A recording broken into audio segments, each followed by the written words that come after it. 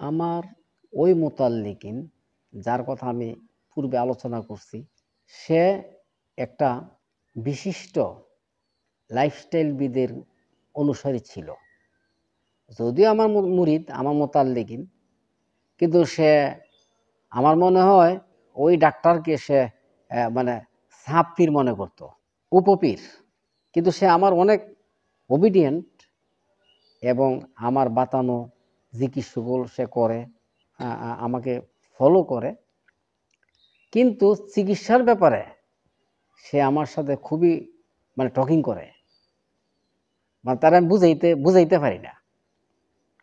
এই দিকটা তার পরিবার পরিজন যারা আছে, হ্যাঁ, তার ছেলেরা সবাই তাকে খুব তার এই লাইফস্টাইল ছেড়ে দিয়া চিকিৎসার দিকে মনোনিবেশ করার জন্য বলে, কিন্তু সে তাকে রাজি করতে পারে না।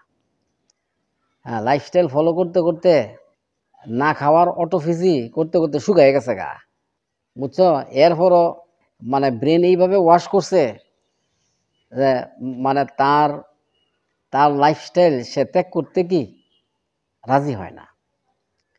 শেষ পর্যন্ত যখন অসুস্থতা মারাত্মক হয়ে গেছে, তখন তাকে বিভিন্ন টেস্ট করানো হয়েছে।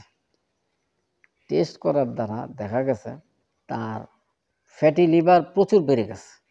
তদুপরি লিপিড প্রোফাইল পরীক্ষা করার দ্বারা দেখা গেছে কোলেস্টোর হাই কোলেস্টোর, আর প্রেশার অনিয়ন্ত্রিত। ডাক্তার তাকে রিডবল প্রেশারের ওষুধ দিছে, এরপরে কন্ট্রোল হয় না, বুঝছো? এরপর নিয়ন্ত্রণ হইতেছে না প্রেশার। তো এখন আমার কাছে দোয়া চায়, হজরত দোয়া করেন কোন সময় স্ট্রোক করে লাই। পরে আমি এই সুযোগে তাকে ভালো কইরা সাইজ করছি। তুমি তো তার একবারে আমার তেনে বড় ভিড় বানাই লাইছো। এখন আমার সাথে তুমি তর্ক করো, মনে করো আমি যেই ফর্মুলা দিছি এই ফর্মুলা তোমার কাজ হইতো না। তুমি তো আমার নিজের মুরব্বী হিসেবে, শায়েক হিসেবে তুমি মনে করো, তুমি ডাক্তার হিসেবে তো মনে করো না। তুমি আমার লাইফস্টাইল ফলো করো, তুমি ভালো না হইলে আমাকে বলবা। এখন পরিবার পরিজনের লোকেরাও তাকে প্রেশার ক্রিয়েট করছে যে হযরতের কথা মানো। এখন অন্যদের কথা মানতে রাজি না, কিন্তু এখন যখন আমি দাবি ধমকি দিছি, পরে গিয়া কয় হযরত ঠিক আছে, আপনার কথা আমি মেনে চলবো। তখন আমি বললাম যে আমার লাইফস্টাইল আছে, সবগুলি মনোযোগের সাথে তুমি এগুলি শোনো, দেখো, এরপরে মানতে থাকো। আমি ইনশাল্লাহ 100 আল্লাহ চাই তুমি ভালো হয়ে যাবে। এরপরে সে আমার লাইফস্টাইলগুলি ফোনও জিজ্ঞাসা করলো যে কি খাবো, কেমনে খাবো। আমি এইভাবে ফোনও বলে দিছি, বলে লাইফস্টাইলগুলিও সে দেখতেছে। আগে তো ভাত খাইতো না, ভাত একদম ছেড়ে দিছে, না খাইতে খাইতে শুকাই গেছে গা, বুঝছো? এখন আমি বলছি যে তুমি 1 কাপ ভাত খাইবা, 3 বেলায় 3 কাপ ভাত খাইবা, আর এই তৈল এগুলি বাদ দাও। হ্যাঁ, কোকোনাট অয়েল, হ্যাঁ, অলিভ অয়েল, ঘি, এইগুলি খাইয়ে তো তোমার ফ্যাটি লিভার বানাই লাইছ। এগুলি বন্ধ রাখো, এগুলি বন্ধ করো, আমার ফর্মুলা তুমি মেনে চলো। তখন প্রেশার নিয়ন্ত্রণের জন্য আগে ডক্টর যে ওষুধ দিছে, আমি বলছি যে এই ওষুধ তুমি বন্ধ রাখো, আর যে কোনো মুহূর্তে তুমি স্ট্রোক করে ফেলবা। কোলেস্ট্রল প্রচণ্ড হাই, প্রেশার, মারাত্মক প্রেশার উঠে। হ্যাঁ, তখন আমি তাকে বললাম যে তুমি আমার কথা মতো উলমিজেস্ট এম এই প্রেশারের ট্যাবলেটটা তুমি খাইবা। হ্যাঁ, উলমিজেস্ট এম এই ট্যাবলেটটা তুমি খাও, আর OMG3 খাও। OMG3 তোমার কোলেস্ট্রল নিয়ন্ত্রণ করবে, উপকারী কোলেস্ট্রল বাড়াইবে, আর ক্ষতিকারক যেটা এটা কমাই দিবে। কোলেস্ট্রল কমানোর জন্য আলাদা কোনো ঔষধের প্রয়োজন নেই।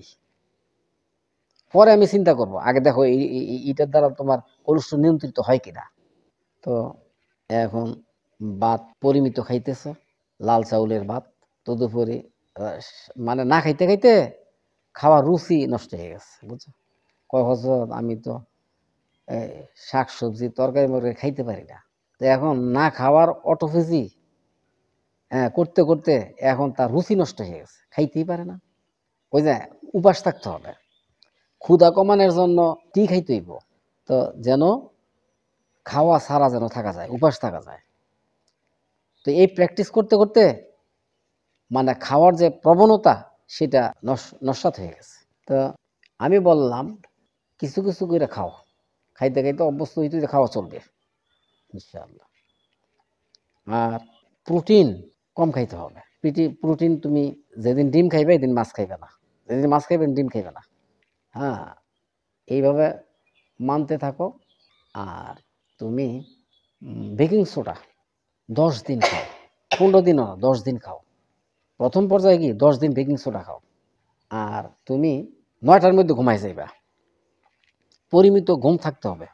ঘুম কি পরিমিত ঘুমাইতে হবে। টেনশন দূর করতে হবে।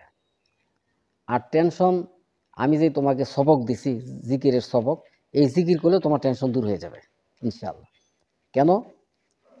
দুনিয়াতে কোনো সায়েন্টিস্ট, কোনো ফিজিশিয়ান অর্থাৎ কোনো ডাক্তার এই টেনশন দূর করার কোনো চিকিৎসা দিতে পারবে না যতক্ষণ পর্যন্ত সে আল্লাহ পাকের আনুগত্যের ভিতর না আসবে।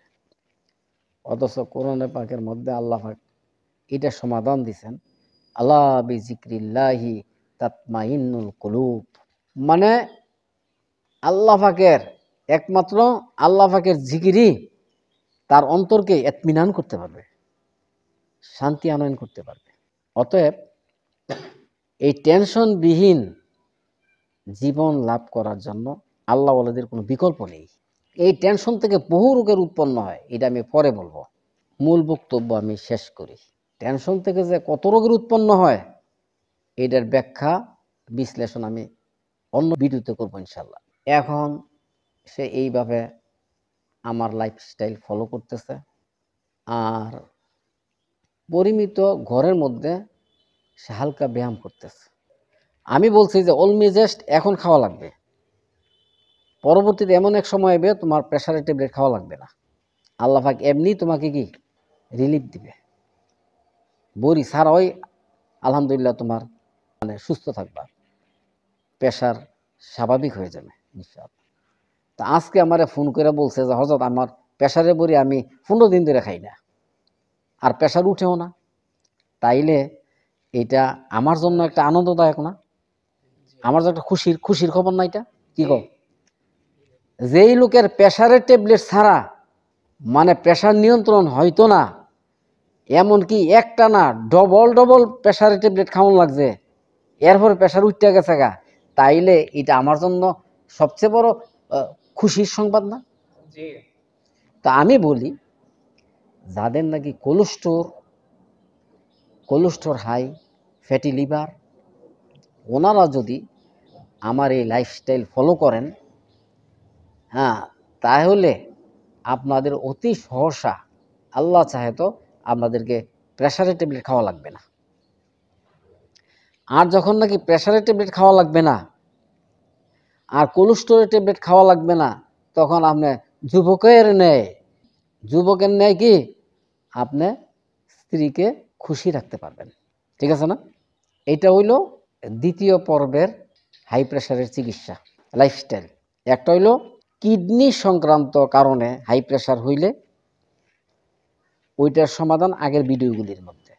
আর কোলেস্টোরের কারণে, কোলেস্টোর, ফ্যাটি লিভার ইত্যাদির কারণে যাদের নাকি হাই প্রেশার, তাদের জন্য এই লাইফস্টাইল সমাধান এনে দেবে ইনশাআল্লাহ। এখন দীর্ঘদিন এই হাই প্রেশার চলার কারণে যাদের হার্টের প্রবলেম হয়ে গেছে, তাদের জন্য বাস্তবমুখী একটা চিন্তা গবেষণা আমি করতেছি। আল্লাহ চাহে তো আমার ব্রেনের মধ্যে আল্লাহ পাক এটা ঢালবেন। এবং এখন যতটুকু আমি আমার ব্রেনে আল্লাহ পাক ঢালছেন ততটুকু আমি আলোচনা করতেছি, বাকি আল্লাহর দিকে আমি রুজু করব। আল্লাহ পাক আমার ব্রেনের মধ্যে ঢালে মানে পরবর্তীতে আমি এটার পরে আমি আরও ভিডিও আপলোড করবো ইনশাল্লাহ।